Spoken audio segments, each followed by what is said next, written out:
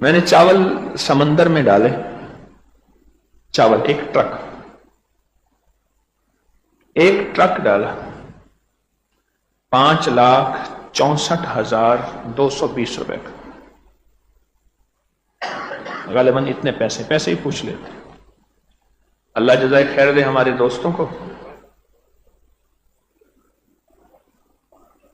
12 ton کا چاول truck لیا۔ وہ کہنے لگے جو جس سے دکاندار سے، کراچی کے دکاندار سے چاول خریدا نا، کچا چاول ٹوٹا، انہیں کیا کرو گے؟ کہنے لگے ہم سمندر میں ڈالیں گے۔ ایسے کہنے لگے کیا کرتے ہیں؟ انہوں نے کہا بھائی تو پیسے لے اپنا کام کر، بس۔ ٹرک لیا، بڑی لانچ لی، اس پہ ڈالا۔ یہ ویڈیو ڈال دیتے ہیں، اس کی ویڈیو ڈال دو، اب چیک کر لیں ویڈیو، اب تک نہیں ڈالی تھی، اب یہ راز کھل گیا تو ڈال دیتے ہیں۔ اللہ میرا اخلاص کی حفاظت فرمائے، ضرور کیجیے گا۔ تو میں نے ایک بات سنی تھی، ایک بڑے تھے، ان کے قریب بیٹھا تھا، ایک بات سنی تھی میں نے، وہ بات پہلے سنا دوں، آپ کو فائدہ ہوگا۔ مولانا ایک بزرگ تھے اللہ والے، انہوں نے ایک بات کہی، فرمایا اگر کوئی بندہ ایسا ہو جس کی 4 بندوں میں شہرت ہو، اگر وہ خیر کا کام کرے اور اس جذبے سے لوگوں کو بتائے کہ اس سے مخلوق کو فائدہ ہوگا، فرمایا یہ ریاکاری نہیں ہوگی بلکہ اللہ کے ہاں ترغیب ہوگی کہ مخلوق کو بھی اس سے کیا ملے گی؟ ایک دعوت ملے گی کہ مخلوق بھی کہے گی کہ ہم بھی ایسا کریں۔ یہ ریاکاری نہیں ہوگی، یہ ریاکاری نہیں ہوگی۔ تو اس کو ایک ہمارے دوستوں نے لانچ لی، بڑی ٹرک سارا اس پہ ڈالا۔ میں نے کہا اس کو ڈیپ سمندر میں ڈالنا ہے، جہاں کراچی کا گندا پانی سمندر میں پہنچتا ہے وہاں نہیں، جہاں صاف مچھلی ہے، آگے دور کر کے۔ اب لانچ چلتی جا رہی ہے، اب ویڈیو دیکھیں گے، ویڈیو لانچ چلتی جا رہی ہے اور چاولوں کی بوریاں کھول کے اس میں ڈالتے جا رہے ہیں۔ آپ نے محسوس نہیں کیا یہ کبوتروں کا، بے زبانوں کا اور مچھلی کا دانہ اور بے زبانوں کی خوراک کا رب کیا خزانے کھولتا ہے؟ میں نے تو اللہ سے کہا تھا کہ اللہ یہ کتنے ٹن؟ 12 ٹن، یہ 12 ٹن چاول تجھے دے رہا ہوں۔ ایک ٹن 1000 kg کا ہوتا، 12,000 kg تجھے دے رہا ہوں۔ میرا تسبیح خانے کا لنگر کبھی بند نہ کرنا، سچی بات ہے، میرا تسبیح خانے کا لنگر کبھی بند نہ کرنا، اور کبھی مجھے کسی کا محتاج نہ بنانا، اور کبھی کسی کا بھکاری نہ بنانا، اور کبھی کسی کا منگتا نہ بنانا۔ میں ایسی الٹی سیدھی حرکتیں اور بھی کرتا رہتا ہوں، اللہ اسی کی برکت سے دیتا ہے۔ اور اللہ کے فضل سے ہمارے 5 لنگر چلتے ہیں یہاں، ایک انسانوں کا روزانہ چلتا ہے 24 گھنٹے چلتا، دوسرا پرندوں کا، اپنے پالتو نہیں، مکئی، باجرہ، جوار، گندم، اور تیسرا قبرستان کے بلوں اور چونٹیوں کا، شکر اور چاول، اور چوتھا بلیوں کا، اور 5واں مچھلیوں کا، انسانوں کا اور مچھلیوں کا۔ اللہ اسی برکت سے لنگر چلا رہا اور مجھے اور میرے بچوں کو روٹی کھلا رہا۔ باقی یہ چلاکیوں سے تو ہوتی نہیں بات۔ لوگ کہتے ہیں، بڑے لوگ ریسرچ کرتے ہیں، کہتے ہیں یہ کہاں سے آ رہا؟ میرے ایک قریبی دوست ہیں، انہیں میں نے فون کیا، ساری بات کے کہنے لگے یہ سارا خرچہ کس نے اپنے ذمہ لیا ہوا ہے؟ ہائے ہائے، اللہ کے خزانوں سے لینے آیا ہی نہیں۔ ایک نصاب دیتا ہوں، وہ 3 تسبیحات کا نصاب ہے۔ میں ایک بات اکثر عرض کرتا ہوں، ہم دعائیں پڑھتے ہیں، مانگتے نہیں ہیں۔ سب معاف ہو جائیں گے پر میں معاف نہیں ہوں گا، نہ میں سنی نہ دولت پلے، کیوں کر یار بناواں ہوں۔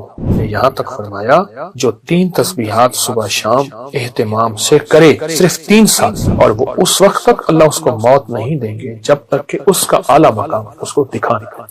جو کہتے ہیں میری چربی لے نظام، کولیسٹرول، فلاں چربیاں بڑھ گئیں، پیٹ ویٹ بڑھ گیا، اب یہ آیت صبح پڑھ لیں، اس کو پہلے سے نکال کے رکھ لیں، موجودہ نکال لیں۔ اللہ میرا کام فلاں الجھا ہوا ہے، اللہ میری فلاں مشکل ہے، یا اللہ میری فلاں پریشانی ہے۔ ابھی بندے کا سوال ہے کہ میں کون سا ذکر کروں، کون سا عمل کروں، اور جب چلتا رہتا ہے تو انشاءاللہ اس کی طرف خیر متوجہ ہوتی ہے۔ ہر بندے کو ایک تسبیح بتاتے تھے، ذکر بتاتے تھے، اعمال بتاتے۔ ابھی بندے کا سوال ہے کہ میں کون سا ذکر کروں، کون سا عمل کروں۔ ہمارے بڑے بتاتے ہیں کہ اپنے آپ کو کسی کے حوالے کر لیں، جسے پیر و مرشد کہتے ہیں۔ سارے معمولات کر سکتے ہیں، یا پھر اپنے آپ کو کسی کے حوالے کر لیں، پھر وہ جیسے اپنے معمولات تمہیں دے وہ ویسے کریں۔ اس کی مثال یوں دیتے ہیں جیسے ہر دوا شفا ہے، اور میرے لیے کون سی دوا شفا ہے؟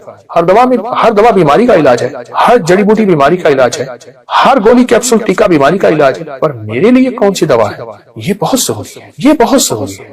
اگر آپ کو اللہ کا کوئی نیک بندہ مل جائے تو اس سے اپنے اذکار منتخب کرا لیں، اور اس سے بڑا فائدہ ہوتا ہے۔ انسان جو ہے وہ پھر اس ترتیب سے اس روحانی دنیا سے چلتا رہتا ہے، اور جب چلتا رہتا ہے تو انشاءاللہ اس کی طرف خیر متوجہ ہوتی ہے، رحمت متوجہ ہوتی ہے۔ میں آج آپ کو ایک نصاب دیتا ہوں، وہ 3 تسبیحات کا نصاب ہے۔ ایک تسبیح تیسرا کلمہ، ایک تسبیح درود پاک، اور ایک تسبیح استغفار۔ تیسرا کلمہ پڑھنا ہے اللہ کی عظمت کے استحضار کے ساتھ۔ میں ایک بات اکثر عرض کرتا ہوں، ہم دعائیں پڑھتے ہیں، مانگتے نہیں ہیں۔ ہم نے یہ ایک تسبیح مانگ کے پڑھنی ہے، سبحان اللہ، اللہ کی عظمت کا استحضار، والحمدللہ، ولا الہ الا اللہ، واللہ اکبر، ولا حول ولا قوت الا باللہ العلی العظیم۔ اور درود پاک سرور کونین صلی اللہ تعالی علیہ وسلم کے احسانات کا استحضار ہو، ماں کا احسان، باپ کا احسان، استاد کا احسان، کسی محسن کا احسان، اور کائنات میں سب سے بڑا احسان میرے کملی والے کا ہے،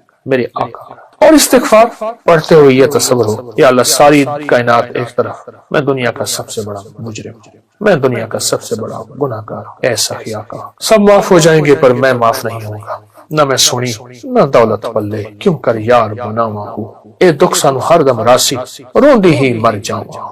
استغفار اس کیفیت کے ساتھ ایک درویش نے یہاں تک فرمایا، جو 3 تسبیحات صبح شام اہتمام سے کرے، صرف 3 تسبیحات صبح شام 3 سال اہتمام سے کرے، توجہ سے کرے، دھیان سے کرے، اللہ پاک مرنے سے پہلے اسے جنت میں اس کا محل اور اعلیٰ مقام دکھائیں گے، اور وہ اس وقت تک اللہ اس کو موت نہیں دیں گے جب تک کہ اس کا اعلیٰ مقام اس کو دکھائیں۔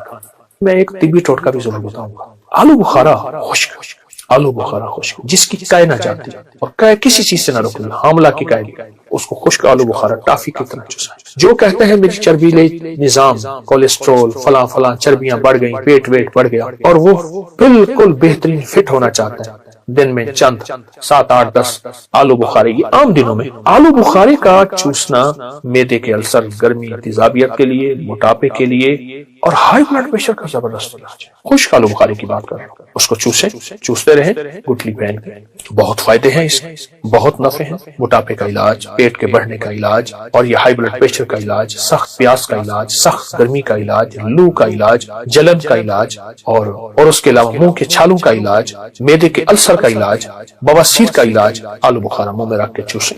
شوگر، ہائی بلڈ پریشر اور بڑی بڑی صرف دانتوں کی وجہ سے ہوتی ہیں، اور خلال نہ کرنے کی وجہ سے۔ خلال بالکل نرم ہو، خیال کیجئے گا، بڑا خلال خود دانتوں کے درمیان خلا ڈال دیتا ہے، اور موٹا خلال خود نقصان دہ ہوتا ہے۔ تیز دھار نہ ہو، ہلکا سا خلال ضرور کریں اپنی مزاجوں میں، اپنی طبیعتوں میں، اور خلال کبھی بھی دانتوں کی صحت کے لیے، جسم کی صحت کے لیے نہ کیجیے گا۔ کبھی بھی خلال کروں گا اس سے شوگر نہیں ہوگی، مجھے بلڈ پریشر نہیں ہوگی، بیمار کبھی نہیں کرنا۔ خلال کرنا اس لیے ہے کہ اللہ، خلال کرنا اس لیے کہ یا اللہ یہ تیرے حبیب کی سنت ہے، میں تو سنت سمجھ کے کر رہا ہوں، پر میں جس دور میں سنت کو سارا جہان چھوڑ دے، اس دور میں سنت میں عمل کرنے والا ایسے ہے جیسے 100 شہیدوں کا ثواب۔ تو اے اللہ سنت ہے تیرے حبیب، میں اس لیے خلال کر رہا ہوں۔ اچھا، سنت کی ساری برکتیں ملیں گی، صحت بھی مل جائے گی، اور فٹنس بھی مل جائے گی۔ آپ ایک آیت ہے، قل اللہم مالک الملک تؤتی الملک من تشاء وتنزع الملک ممن تشاء وتعز من تشاء وتذل من تشاء بیدک الخیر، بس یہاں تک۔ اب یہ آیت صبح پڑھ لیں، اس کو پہلے سے نکال کے رکھ لیں، موجودہ نکال لیں، نیٹ پہ نکال لیں، موبائل پہ نکال لیں، قرآن پاک میں لکھی ہے۔ جب پہنچے نا بیدک الخیر، اس کو سارا دن دہرائیں، ساری رات دہرائیں، سارا دن دہرائیں۔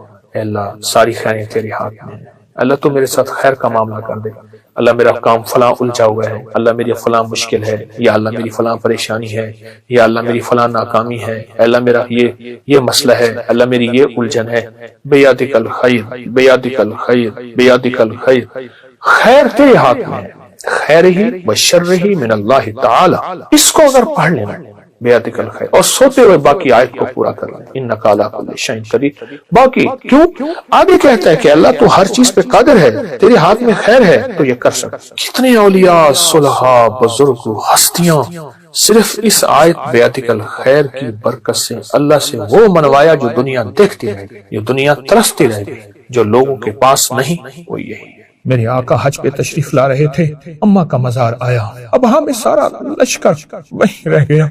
میرے آقا کی 60 سال کے قریب عمر تھی، گھٹنوں میں سر دے کے جو روئے اماں کے مزار پر۔ سارا لشکر رات وہیں گزاری، 6-7 سال کے تھے، اماں کو آخری لمحات میں دیکھا، صرف ایک لونڈی ساتھ تھی۔ پھر وہ اماں کو تدفین کیسی ہوئی ہوگی، نہیں آ رہے تھے، اماں کی قبر سے چپکے ہوئے تھے۔ ماں کی محبت وہ لونڈی کیسے دے سکتی تھی، وہ خاتمہ کیسے دے سکتی تھی۔ پھر وہ زندگی کا واپس نظام لوٹا، آپ حج پہ تشریف لا رہے تھے اور سارا لشکر وہاں رکا، اور اماں کے مزار پہ بیٹھ کے میرے آقا اپنے گھٹنے میں سر دے کے گھنٹوں روئے تھے۔ اس ایک رونے کا ایک آنسو کا قطرہ، اس کی برکت، اس کا کائنات کا نظام وہ ہمیں عطا فرما دے، اس قطرے کی خیریں ہمیں عطا فرما دے، اس قطرے کی برکتیں عطا فرما دے۔ اگر آپ 35 بار ہر نماز کے بعد محمد الرسول اللہ، احمد الرسول اللہ، اور دوسرا یہ ہے کہ سارا دن اٹھتے بیٹھتے وضو بے وضو سورت آل عمران کی پہلی آیت الف لام میم اللہ لا الہ الا هو الحی القیوم، سورت آل عمران کی پہلی آیت، یہ آپ بہت زیادہ کھلا پڑھیں اور بہت یقین سے پڑھیں اور بہت اعتماد اور توجہ سے پڑھیں، اور اس کو آپ کچھ عرصہ کریں۔ گھر میں رشتوں کے، رزق کے اور زندگی کی بندشیں، مسائل، مشکلات، الجھنیں، ناکامیاں، یہ ساری چیزیں انشاءاللہ آپ کو ملیں گی اور آپ کے مسائل حل ہوں گے۔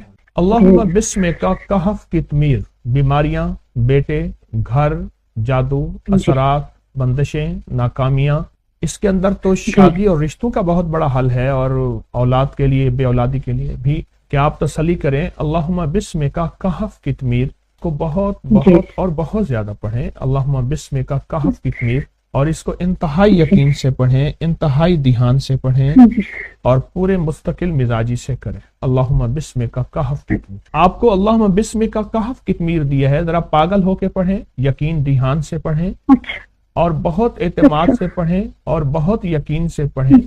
کچھ لمحے ایسے ہوتے ہیں جن میں قبولیت ازلی برکات ہوتی ہیں، کچھ لمحے، کچھ دن ایسے ہوتے ہیں، کچھ شامیں ایسی ہوتی ہیں، کوئی راتیں ایسی ہوتی ہیں، کچھ بول ایسے ہوتے ہیں جن میں اللہ نے قبولیت کو جمع کر دیا، کچھ بول ایسے ہوتے ہیں جیسے فرمایا یہ لفظ پڑھیں دعا قبول ہوتی ہے، یہ بول ہے۔ فرمایا یہ شام، آج کی شام، یہ رات شب جمعہ ہے، یہ لائلۃ الجائزہ ہے، یہ رات ایسی ہے جو مانگے ملتا ہے۔ کچھ راتیں ایسی ہوتی ہیں، کچھ دن ایسے ہوتے ہیں جیسے جمعہ کا دن ہے، جو مانگے ملے، جو مانگے قبول ہو۔ 11 اور 12 کی یہ جو درمیانی رات ہے یہ صدیوں سے آزمودہ رات ہے، اور صدیوں سے اس رات میں کچھ قبولیت کے لمحات ایسے ہیں جو نسلوں کے لیے اللہ نے رکھ۔ دیکھیں کچھ لمحے ایسے رزق کے لیے ہوتے ہیں، فرمایا یہ دعا پڑھو رزق کے دروازے کھل جاتے ہیں، یہ دعا پڑھیں قبولیت کے دروازے کھل جاتے ہیں، یہ عمل کریں مغفرت کے دروازے کھل جاتے ہیں۔ بالکل اسی طرح یہ جو 11 اور 12 کی درمیانی رات ہے جو آج ہے، اس رات میں اللہ پاک جل شانہ نے کوئی خاص کوئی عطا رکھی ہے اولاد کے، بخت کے لیے، نصیب کے لیے اور مقدر کے لیے، بخت کے لیے، نصیب کے لیے، مقدر کے لیے۔ مجھے وہ گھر یاد ہے اچھی طرح سے، وہ نواب کا وزیر تھا اور نوابی دور تھا، اور وہ دور جب نواب ہوتے، اس کی بہت بڑی حویلی تھی، بہت بڑا گھر تھا، بہت بڑی حویلی تھی۔ شاید اس نے اپنے لیے سب کچھ مانگا، اولاد کے بخت اور نصیب کے لیے نہ مانگا، اس نے اپنے لیے سب کچھ مانگا، اور یوں اس کی آنکھیں بند ہوئیں، یوں آنکھیں بند ہوئیں، اور پھر بخت بھی گیا، نصیب بھی گیا، مقدر بھی گیا، رزق بھی گیا، راحت بھی گئی، آرام بھی گیا۔ معلوم یہ ہوتا ہے اس بندہ خدا نے 11 اور 12 کی رات کو کیش نہیں کیا تھا، नस्लें ऐश न कर सकेंगी, नस्लों के मुकद्दर और बख्त नसीब न बन सके, बख्त और नसीब न बन सके। और बेटे अपनी दुनिया में एक चहती बेटी थी, मैं छोटा सा था, मैंने उसका कफन देखा और उसका कफन आखिरी दर्जे का घटिया कपड़ा था। उसका कफन वो था क्योंकि घर में गुर्बत थी और मेरा गुमान यह है कफन भी वो नहीं दे सके थे, तो मैंने मिलजुल के कफन की तरतीब बनाई थी। चहती बेटी, एक चहती बेटी और दो बेटे थे। और गुर्बत ऐसी आ गई कि एक दफा घर में कुछ नहीं था, एक दफा घर में कुछ भी नहीं था। सोचते सोचते देखा कि ये डेवड़ी है, इस पे बड़े बड़े मोटे गार्डर लगे हैं लोहे के, इन गार्डरों को ना बेच दिया जाए। बंदे को ले आए, कहने लगे छत को तोड़ दे, गिरा दे, गार्डर ले जा, बोल कितने पैसे देंगे। उसने आधी नहीं चौथाई कीमत कहा, इतने दूंगा। कहा इधर ले, पैसे दे, आज की रोटी हो जाए, कल देखा जाएगा। मैंने वो डेवड़ी गिरी, गार्डर गिरे और वो सारा सुनसान जगह देखी है। कभी कभी ऐसा होता है इंसान के पास ओहदा, माल, चीजें, दौलत, मुकद्दर, सब कुछ, लेकिन बख्त और नसीब और मुकद्दर नहीं होता। फिर नस्लों में फक्र, फाका और गुर्बत छोड़ के कूच कर जाता है। नस्लों में फक्र, फाका, गुर्बत छोड़ के कूच कर जाता है और यूं चला जाता है और बिसात समेट के चला जाता है। मेरा अल्लाह हर साल मौका देता है 11 और 12 की रात को, आ जाओ मेरे बंदे, मेरी रहमत मौजू पे है, तुम्हें सहूलत है रिस्क की, तुम्हारे पास सहूलत है सवारियों की, तुम्हारे पास सहूलत है घर की और छत की, तुम्हारे पास सहूलत है लिबास की और अच्छी नेमतों की।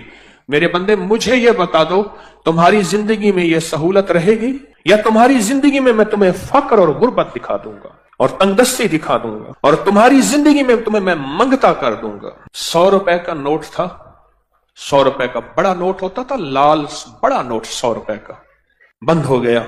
उसी नोट में वो सिगरेट पीता था, उसी नोट के अंदर सिगरेट को लपेटता था और नोट साथ जलता था और 100 रुपए के नोट के साथ सिगरेट पीता था। मैंने खुद देखा, मुझसे दवाई लेने आता था तो नोट ऐसे निकलता था। क्यों? बाप की जायदाद बेचता रहा, एक ही बेटा था, बेचता रहा। क्यों? बाप ने माल बनाया था, जायदाद बनाई थी, उसके लिए ऊंट, उसके लिए गायें, उसके लिए भैंसें, उसके लिए बाड़े, उसके लिए कोठियां, उसके लिए घर। एक जो बेटा था उसके लिए जमीनें, नौकर छोड़ के बाप गया और बाप खुश गया कि बेटा मैं तुझे बख्त दे के जा रहा हूं, दौलत दे के जा रहा हूं, माल दे के जा रहा हूं।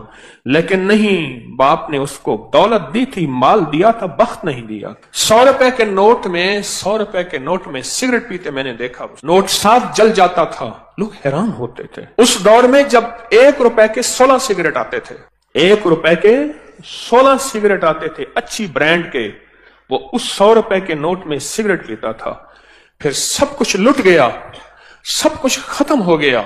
फिर एक वक्त देखा कि उसने बाजू पे जख्म किए हुए थे, इधर भी, और कहता था लोगों आना दे दो। और लोग उसके जख्मी जिस्म को देख के, जिसमें पीप बहती थी, जिसमें खून बहता था, उसको आना दे देते थे। एक फर्शी वंड है, एक फर्शी तकसीम है, एक अर्शी तकसीम है। हम फर्शी तकसीम पे मुतमईन हो जाते हैं, ये इस बेटे का हिस्सा, ये मेरा मर्जी, ये उसका हिस्सा, ये मेरे बुढ़ापा, ये मेरी जिंदगी, ये उसका हिस्सा, ये हम तकसीम कर देते हैं। लेकिन ये हमारी तकसीम बाज़ औक़ात अर्शी निजाम के मुआफिक नहीं होती, मुखालिफ होती है। अर्श वाला कहता है ठहर जा, तूने इसके लिए सब कुछ मांगा, बख्त मुकद्दर नसीब नहीं मांगा, वो मेरे पास है। फिर मैं या तेरी जिंदगी में या तेरी जिंदगी के बाद मैं इसे जलील ख्वार मंगता करके दिखाऊंगा। अंदरून सिंध की बात है कि उसने बेटियों की शादियां ना की, और सिर्फ इसलिए ना की कि जायदाद तकसीम हो जाएगी, मेरी दौलत, मेरा माल, मेरी जमीनें किसी और के पास चली जाएंगी, बेटियों की शादी होगी, दामाद हिस्सा मांगेंगे या बेटियां हिस्सा मांगेंगी, नाम ही मांगे मुझे देनी पड़ेगी। शादियां ना की। बाप का आखिरी वक्त आया, मौत की कशमकश थी। बाप से कहा, बा सारी उम्र आपकी खिदमत करती रही, आज हमारे लिए एक दुआ कर दो, हम दुआ करते हैं, आप आमीन कह दें। बाप ने कहा, बेटा मेरा आखिरी वक्त है, आप खिदमत करते रहे, आप आम दुआ करो, आमीन कहें। بیٹیوں نے مل کے دعا کی، اے اللہ ہمارے باپ کو جہنم دے دے۔ باپ نے کہا آمین اور مر گئے۔ اور پھر بیٹیاں جاتی تھیں روز باپ کی قبر پہ لانتے مار کے آتی تھی۔ ایک دفعہ جھگڑا ہو گیا، جس نے دیکھا مجھے اس نے بتایا، معتبر آدمی نے کہا جھگڑا ہو گیا، یہ کیوں کر رہے ہو؟ انہوں نے کہا ہمارا باپ ہے، تمہارا کیا تعلق ہے؟ سب کچھ پایا، سب محنت کی، پر ان راتوں میں، ان لمحوں میں، جن راتوں میں کائنات کے راز ملنے ہیں، جن راتوں میں کائنات کے مقدر بٹنے ہیں، جن لمحوں میں اللہ کا تعلق نصیب ہونا ہے، اور جس وقت میں اس کا فیضان اور کرم عرشوں سے فرشوں پہ آنا ہے۔ آج بھی کتنے لوگ ہیں جن کو 11 اور 12 کی رات کا کوئی پتہ نہیں، کتنے لوگ ہیں جن کو 11 اور 12 کی رات کی کوئی خبر نہیں، اور جن کو 11 اور 12 کی رات کا کوئی احساس نہیں ہے۔ اس رات کی طاقت کیا ہے؟ یہ میں نے نہیں بنائی، مستند کتابوں میں محدثین فقہا نے صدیوں سے اس رات کے عمل کی طاقت، اس رات کے عمل کی تاثیر، اور اس رات کا عمل کا آزمودہ ہونا یہ صدیوں سے چلا آ رہا۔ اس فقیر کو اللہ نے توفیق دی، اس بھولی گسری کہانی کو پھر سے زندہ کر دیا۔ میں نے خود نہیں بنائی، وہ بھولی جو کہانی تھی، وہ بھولا قصہ تھا، وہ بھولا نظام تھا، اس کو پھر سے زندہ کرنے کی کوشش کی کہ امت اور انسانیت کو خیر ملے، امت اور انسانیت کو نفع ملے، اللہ کی مخلوق کو فیضان اور برکات کے دروازے کھلیں۔ ورنہ سچ پوچھیں، گردش ایام جو آج مہنگائی ہے، آج سے 2-4 سال پہلے کسی نے نہیں سوچی تھی، اور اس کے آگے کیا ہونا ہے اور کیا ہونا ہے، کہاں تک ہم جائیں گے، کہاں تک ہم پہنچیں گے، اس سے آگے زندگی کیسے گزرے گی، حالات کیسے گزریں گے، کوئی خبر نہیں۔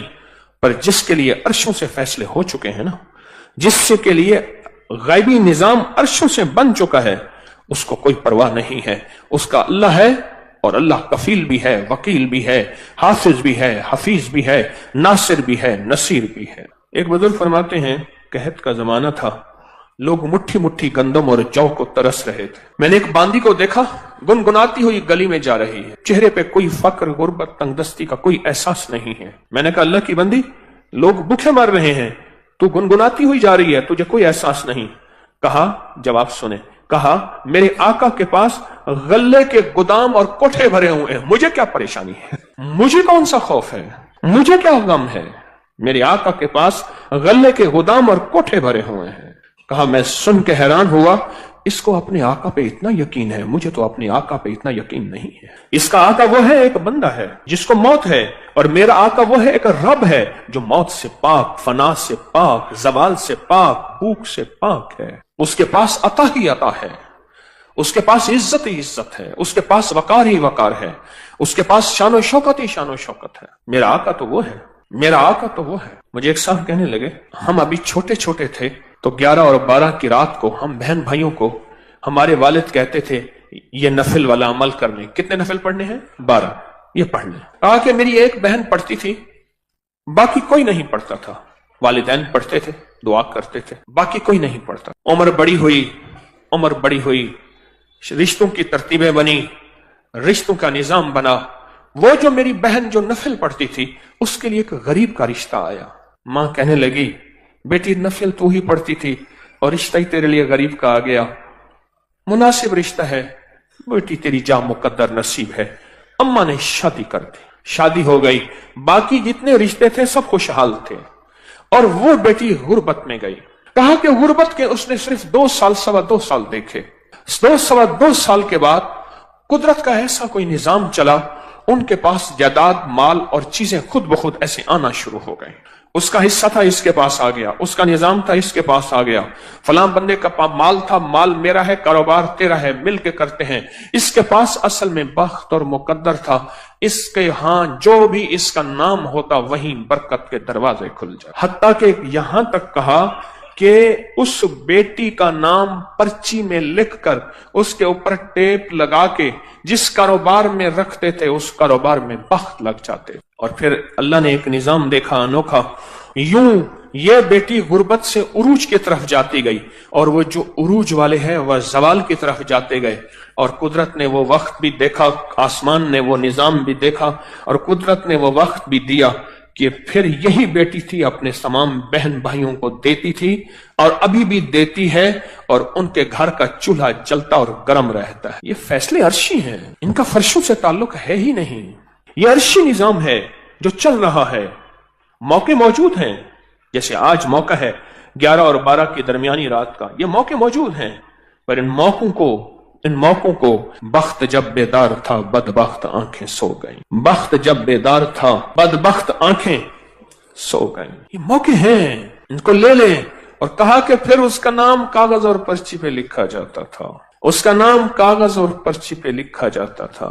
اور اس کا نام کاغذ اور پرچی پہ لکھ کر وہ بس بختی بخت تھا. اس کا نام کافی. اوپر سے فیصلے ہو چکے تھے. اولاد کی شادیوں کے لیے لوگ کہتے ہیں انتظار کرو 11 اور 12 کی درمیانی رات آئے گی. گڑ گڑا کے توجہ دھیان سے نفل پڑھیں گے، دعا مانگیں گے، کام ہو جائے گا، مسئلے حل ہو جائیں، رحمتوں کے دروازے کھل جائیں.